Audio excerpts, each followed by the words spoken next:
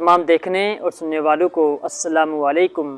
راز حقیقت چینل کے ساتھ میں ہوں انعام حبیب برالوی۔ امید سلیم ہے آپ سب خیر و عافیت سے ہوں گے اور جہاں بھی ہوں گے اپنے اہل و عیال کے ساتھ خوش و خرم ہوں گے۔ ناظرین، 18 جولائی ایک عظیم اسلامی سپہ سالار کا یوم وصال، ایک ایسا عظیم گورنر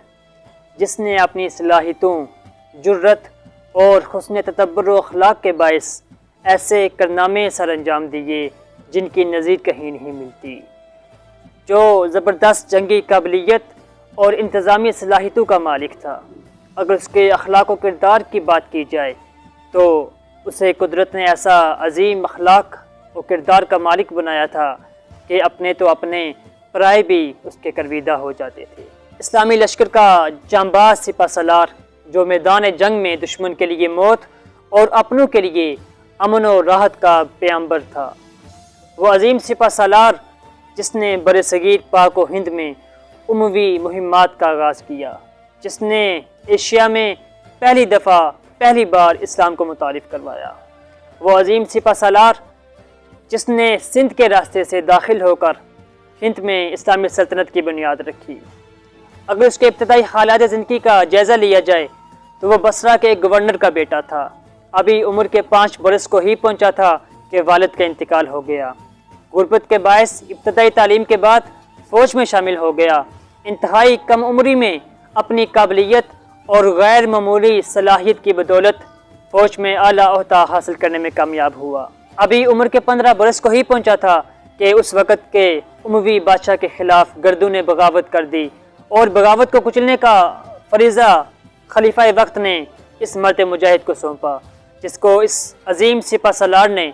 بخوبی انجام دیا اور تمام باغیوں کو عبرت کا نشان بنایا۔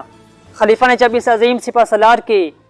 کامیابیوں اور کارناموں کو سنا تو اس کو فارس کے دارالحکومت شیراز کا گورنر مقرر کر دیا۔ وہ عظیم مرد مجاہد ابھی عمر کے 17 برس کو ہی پہنچا تھا کہ اس وقت کے اموی خلیفہ وقت نے اس کو ایک بڑے لشکر کا سپہ سالار بنا کر سندھ پر حملے کے لیے بھیجا۔ وہ عظیم مرد مجاہد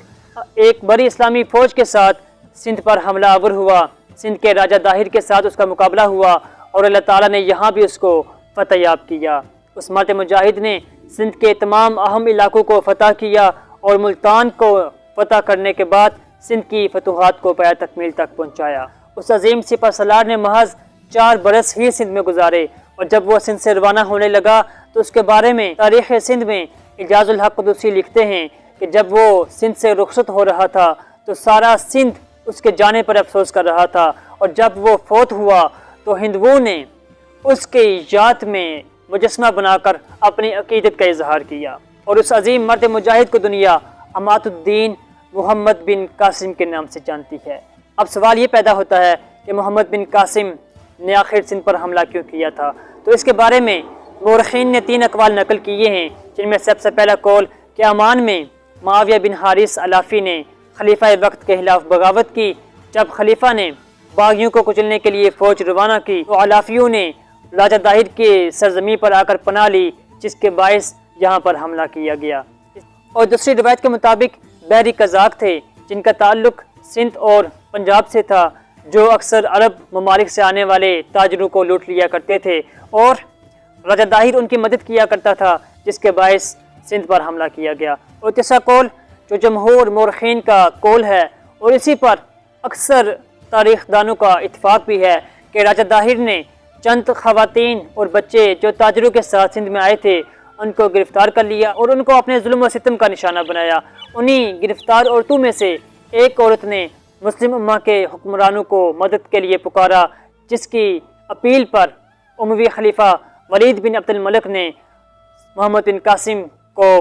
سندھ پر حملہ کرنے کا حکم دیا، اور محمد بن قاسم نے حملہ کیا اور کامیاب ہوئے۔ اور اسلامی لشکر کے اس عظیم سپہ سالار کا انجام کیا ہوا تو یہ بھی سن لیجئے کہ جیسے ہی ولید بن عبد الملک کا انتقال ہوا وہیں سے اس عظیم سپہ سالار کا زوال شروع ہو گیا، یعنی ولید بن عبد الملک کے بعد ان کے بھائی سلیمان بن عبد الملک تخت نشین ہوئے، جو کہ حجاج بن یوسف کے سخت دشمن تھے۔